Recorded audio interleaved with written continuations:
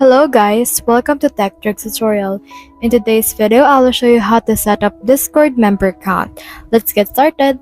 So in order to do that, we need to head over to a new tab and search in here for serverstatsbot.com. Now we need to invite this bot to our Discord. Click on this invite bot, and then this will actually help you authorize this particular bot to your server. So just choose a server wherein you want to add this and click on continue. Scroll down and click on authorize right here in order to authorize this access. So as you can see, it's been added. So let's head back right here and you can see our server stats right here. So you should be able to see it answering right here. As you can see, it's just showed up.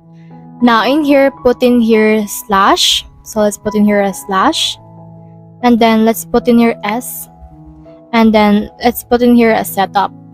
So you can actually set up this particular bot. So here's our setup right here for our server stats. So click on it, and in here we have the channel, which is our general. So let's head over and use the channel that we have, which is text channel, and then put in here this kind of things. Like for example, you can show in here default counters right here, and then let's send this. As you can see, it will send a command. And as you can see, here's our server stats right here. We have now all the members that we have, as well as the members, the bots as well. So head over and then just customize it however you want, and you should be good to go.